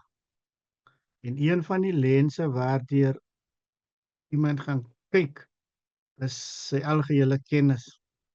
So dit is wat jy as ma, jy as pa, jy as ouma, oupa, wie ewe binne in daai kind se boksie ingepik het. En soos ek baie keer sien as ons hier in die Kaapse vlakte met die jonger geslag werk, en sy sê hulle moet hulle ideale wêreld teken, dan teken hulle teken guns, hulle teken sakke geld, hulle wil gangsters wees, maar dit is omdat hy kyk deur die verkeerde lens. En dit is aan daai lense wat ons as ouers shape, as ons vir hulle help opbou deur hierdie fases wat ons nou genoem het, wat in die World Needs a Father proses ook toegepas word. Ek wil net bevestig 'n verskriklike belangrike ding wat jy nou daar genoem het, Menzo. Yes, baie dankie Atman. Is daar nog iemand wat iets wil sê? Yes, André? Ek wil net, sorry, gaan voort. Freek, dankie. Ja, ons het nou die dag gesit, ek en jy saam met 'n klomp jong manne in een van die tronke, en almal van hulle het getuig dat groot deel van die rede dat hulle daar is omdat hulle nie paas teenwoordig in hulle lewens gehad het nie, en hulle was maar redelik jonk, en toe ons so sit en hulle besef dat hulle is ook almal paas op hierdie stadium. En uit ons 2-3 dae se werk met hulle, dis net die hele besef dat dis net die Here wat in sulke omstandighede ons kan help om ons kinders groot te maak.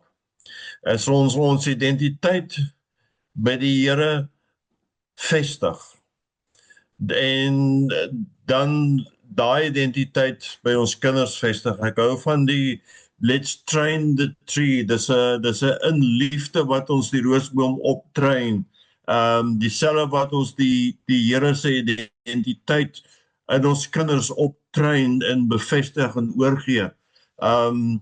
En ja, ek wil net die luisteraars of die kykers uitnooi. Dit is ons is almal in verskillende areas.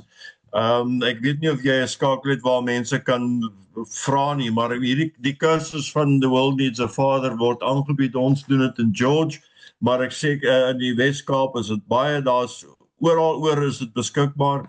Ek wil mense aanmoedig om deel te raak en kennis te bou en deur dit te help om die deure oop te maak, om die paas in ons huise te laat sterk staan, om hulle rose op te train. En ek wil ook net sê dat ek dink dis nie 'n werk om 'n pa te wees nie. Dit is absoluut die grootste voorreg om 'n ouer te wees, of jy 'n pa of 'n ma is. Dit is die grootste voorreg wat ons in ons lewe kan hê, en die grootste verantwoordelikheid. En dit is die mooiste ding wat jy kan ervaar. Dit is deur die Here geskep. En as ons hom vertrou en hom toelaat om dit saam met ons te doen, dan sal hy die resultaat mooi maak. Dankie. Baie dankie. Ja, hy sal die resultaat mooi maak. Want as hy wat die goeie werk in jou begin, en hy sal dit klaar maak. Baie dankie, André. Ja, sou jy belangstel en wil bietjie meer uitvind oor The World Needs a Father, miskien iewers in 'n dorp, of jy sal graag toegerus wil word om hierdie program in 'n tronk te gaan aanbied. Ons kan jou help. Ons het vir jou program en daar selfs vergoeding in dit. So stuur vir my WhatsApp na 069 030 3649. Ek sê weer 069 030 3649. As jy waar ook al jy in die land is, ek oorweeg het baie sterk om 'n aanlyn The World Needs a Father opleiding te doen vir mense reg oor die wêreld. Sê 1 keer 'n week, miskien op 'n Woensdag aand of so. Andrei, Atman, julle manne, skaf Rob en die ander ouens intrek met Cassie. Ek glo hy sal ook wel graag deel wees van so iets vir die persoon wat dalk nie by iemand kan uitkom nie. En sê okay, ons sê jou toerus. Ons wil ook jou briltyd probeer, maar daar's baie diep goed wat op die kursus die aanbieding aangebied word.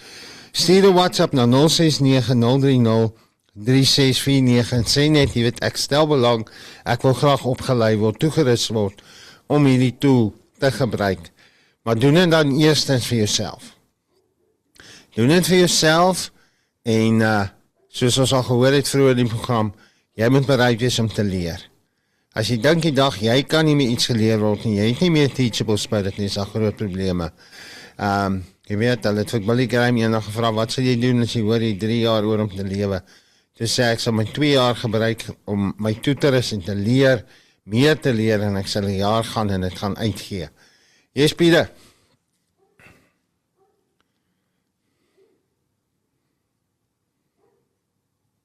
Ek wou net byvoeg, dit val my by elke kerk behoort hulle parenting te doen.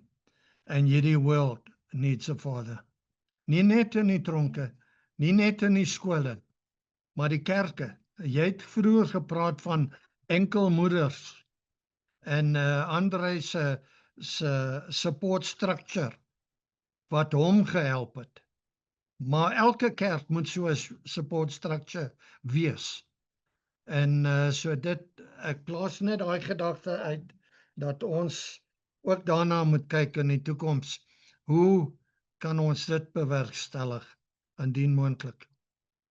Ja, dit is dankie Pieter. Dis verseker wat by baie daar is al gemeentes wat ek van weet, jy weet in die Vrystaat en so in dorpies wat gesê het kom gelei ons gemeente op. En help hy reg Atman Andrei. Daar is the World Needs a Father en daar is ook 'n opleidingsding vir mamas.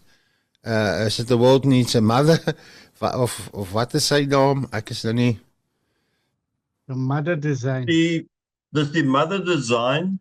En ek dink die fokus was vreeslik op die paas gewees omdat baie van die probleme in die wêreld kom van die absence of fathers. Maar ons het dames nodig om die mother design lewe te gee. En ons sukkel hier in George omgewing om dit aan die gang te kry. Ja, maar dit is daar maar ek wil aansluit by wat Pieter gesê het. Ons home cells, ons groepies in ons kerke, ons selgroepe, dis waar die saadjies geplant word en ek dink dis waar die nurturing begin van ons kerke. Ek het al gesien in baie van hierdie selgroepe wat hulle fantasties hande vat om dit mee te maak. En daar's niks lekkerder as wanneer jy ook hoor dat een van jou kinders het nou vanoggend gegaan na 'n manne breakfast en daar die ouens hom gehelp. En so ons kerk is ons is die kerk, maar die kerk is die ondersteuningspilaar van al hierdie werk wat kan gedoen word. Sorry. Baie dankie Andrei. The Women's Design. So ek druk klaar op julle knoppie, asseblief Oudtshoorn vroue gevangenis, want hier's mense aan die buitekant, mede-coaches wat ou kan saam jou invat en 'n verskil daarin gaan maak. Maar soos Pieter gesê het, is nie net in die tronke nie. Mense, jy het verlede naweek het julle 'n klomp jong mannetjies gevat op 'n jagtrip. Hoe lank het julle gery tot julle by julle destinasie uitgekom het? Hoeveel ure se ry was dit? Freek, ons het so lekker gekuier, ek het nie mooi gekyk nie, maar ek dink so 3,5, 4 ure. Ja. Se ry. En dit was om jong manne te vat wat tot dalk nog nooit gejag het nie. En dit was 'n wow ervaring. Ek het nou vir die manne gesê in die begin van die program, ons ry Saterdagoggend hier voor 6, ek en Nana en Armand en Katie, is hier in die kar, ons ry ons op pad Prins Albert toe. Nou gewoonlik as Meilingspoort oop is, want nou as baie skade met die vloede en goed, is dit so 3 ure se ry tot op Prins Albert. Kan nou 'n bietjie langer wees, Beaufort West toe. Dis 'n pad wat deur die berg gemaak is. Maar nou as twee opsies. Of jy vat die Swartbergpas oop wat so 27 kilos is en jy ry van bitter stadig, so daai 27 km voel so 6 ure. Want jy moet vir hom stadig vat. Of jy ry om Aberdeen of so of Montague en jou 4-5 ure kan 9 ure raak. Verstaan, dis wat daai Meilingspoort wat tans toe is. En 'n ou besef nie, ek wil vra dat julle bid, besighede op daai pad, wat nou padstalle, wat nou is nie verkeer nie. Wat by 'n plek is van ons, hulle is maak toe. Jy weet, so daai het nie net 'n invloed op hoe ver of hoe korter die pad raak, die mense om het. As ek dink aan die mense in die rus, hoeveel was afhanklik van Meilingspoort se verkeer wat deurkom veral oor die vakansietye. En die sprake is dat dit nog baie lank gaan vat voor die pad weer reg is. Ons ry, soos ek sê, wat nou 'n 3 ure kon wees, vat jou toe 4-5 ure. Dis in Prins Albert, nou moet jy nog 2 ure ry tot op Beaufort West. En ja, as jy gaan jag, as jy hoop en jy vertrou jy gaan 'n bok kry of meer, wat ook al jy wil gaan skiet, en jylle vat hierdie jong manne. Ek wil nou net so 'n bietjie innooi in my gisteroggend, waar ek gisteroggend instap. Gelukkig neem een van die beamptes hierdie foto van agteraf. Hierdie is Beaufort West korrektiewe sentrum. Hy sit daar op die sirkel, as jy binne van Johannesburg se kant af kom, sit hy op die sirkel by N1 as jy die dorp inkom. Aan jou linkerkant is die N se garage met die wimpie, maar op hy sirkel, hier sit hier die tronkie, ou tronkie. So as jy nou agter my en Armand kyk, daar agter daai hek wat oop is, daar stap jy deur en kom deur 'n ander hek ingestap en hierdie binneplaasie is 'n sel aan die linkerkant en sel aan die regterkant as jy nou na die foto kyk. Jy sien die sel deur van hierdie manne wat hier sit is aan die linkerkant van hulle nou. As jy nou na die foto kyk, jou linkerkant. Aan die regterkant is ook 'n sel, maar hulle is toegesluit. Hulle kan nie uitkom nie. Want daar is 'n moontlikheid dat daar geweld kan uitbreek, raids kan uitbreek, gevegte kan uitbreek. En hulle is net te veel vir hierdie klein binneplaasie. Nou hierdie binneplaasie is toegebou, bo, het lyk nou regtig soos 'n hok, het hy 'n dik vens oor. Jy kan sien as jy so regs in die foto kyk, kan jy soos die son deur hierdie vens kom. Hy is nou hier bo ons. Hier sit 'n groepie voor jou, staan voor jou.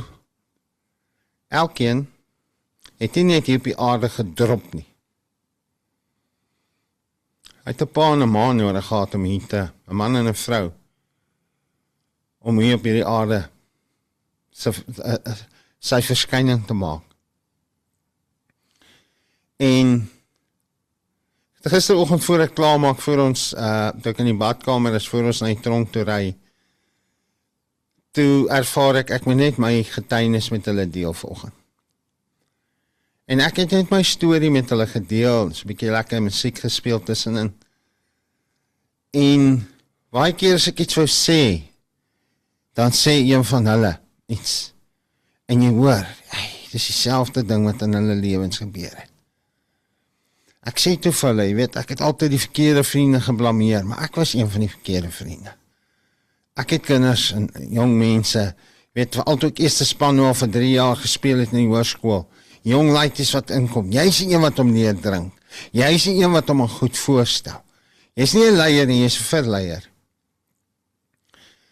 Maar hier sit kosbare siele. Dit was nou my jagnaweek, my visvang naweek. En weet julle wat so spesiaal, agter my staan my 16-jarige seun. En hy beleef dit. Dat is skien nou baie lekkerder vir hom gewees het om 'n bok te skiet, of 'n groot vis te vang. Ons bly by see, hy kan gaan spearfish of doen wanneer hy die kans het, of saam sy broers gaan nog 'n vis vang. Dis daar, is beskikbaar. Maar gister hier in hierdie binneplaasie in te stap met die goeie nuus. Waar nie baie kom nie. En sy genade en liefde met hulle te gaan deel. En die honger in hierdie gesiggies te gesien het. Van, ja, maar dan sal vir my ook hoop. Dan sal vir my ook 'n oomblik, 'n geleentheid.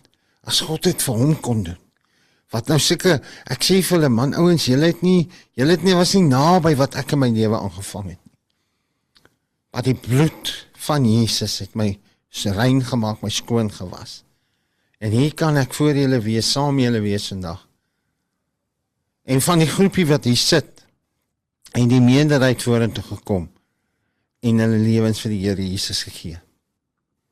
Maar wie die wat in die sel was, wat nie kon uitkom nie, jy sien my speaker daar Eon, kyk jy, ek sal my amper in Joburg gehoor het, so goeie klank uit daai ding. Daai manne oral, alles, die bewaarders, kyk daar agter, hulle staan, hulle luister, en ons sal nooit weet hoeveel in die selle en in die ander kantste seksie, klein seksie, het hulle in harte vir die Here Jesus gegee nie. Ons sal nie weet nie. So, ek wil hier foto oplos, en ek wil vir jou vra wat nou kyk of luister. Is jammer as jy luister, gaan kyk die video op YouTube of op Facebook. As God soveel moeite gedoen het, as ek dit in versigtigheid kan sê, om seker maak dat ons hierdie naweek by hulle uitkom. Mense wat ondersteun het, mense wat gebid het. Julle moet hierdie gesigte sien, mense, as ek vir hulle sê, daar's mense nou reg oor die wêreld wat vir jou bid. Dat jy vandag sal hoor. Paulus sê, ek bid dat julle met hom sal versoen, dat julle met die Vader sal versoen. As jy vandag luister, as jy kyk, en jy voel, soos hierdie man nou op hierdie foto, wat baie nog seuns is, jong, oud. As hy musiek begin, die ritme, hulle mag maar dans. Maar om met hulle te deel en sê, jy kan weer lied in jou hart kry, man. I know my Redeemer lives. Ek weet dat die bloed van die lam was die vuilste sondaar skoon. As jy so sit en jy voel jy's in 'n tronk aan die binnekant. Jy het as pa al soveel foute gemaak. Soos Pieter gesê het, jy gaan nie meer. Jy het nie meer hoop nie. Jy voel ek het misluk. Dis nooit te laat om te verander nie en 'n verskil te maak nie. Nooit. Maar jy gaan by 'n plek moet kom want jy moet jammer sê en die belangrikste is wat ek gister vir hierdie ouens gesê het, is sê jy is jammer. Begin daar. Begin vriendskap sluit met die Here. Kom na jou Vader toe en versoen met hom. Kom huis toe. En die meerderheid van hulle die uitnodiging aanvaar. Dis nie nodig om hier op te eindig, om by Jesus uit te kom nie. Jy kan dit vandag doen. So as jy jou hart, jou lewe vir Jesus wil gee, bid gou saam met ons. Sê Vader, baie dankie, dat U bereid was, om U Seun Jesus Christus vir my te gee, om opgeslag te word, opgeslaan te word, gekruisig te word, deurboor te word, vir my Here. Ek is 'n sondaar. Ek is verlore. Ek is alleen. Maar dankie dat ek vandag kan hoor, daar is 'n weg. Daar is 'n oop deur. Daar is 'n manier om by U uit te kom, Vader. En sy naam is Jesus. Dankie, Here, dat U bereid was om U lewe vir my neer te lê.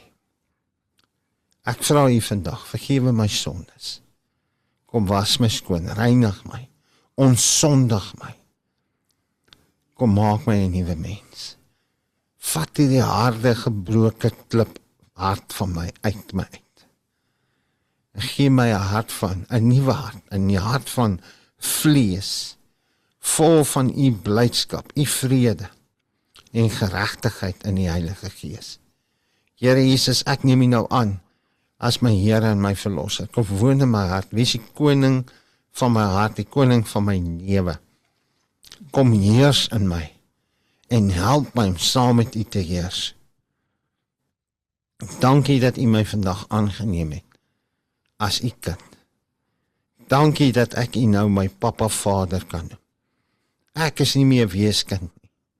Al het ek nooit 'n pa of 'n ma gehad wat daar was vir my. Dankie dat U nog altyd daar was vir my en bereid was om my vandag op U skoot te tel.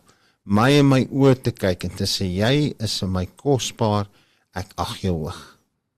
Ek het jou lief. Dankie Vader. Dankie dat ek U kan vra nou om my te doop met die Heilige Gees en met vuur in die hemel. Maak my nou die mens wat U my geskaap het om te wees. Ek bid dit in Jesus se naam. Amen en amen. Baie dankie. Baie dankie.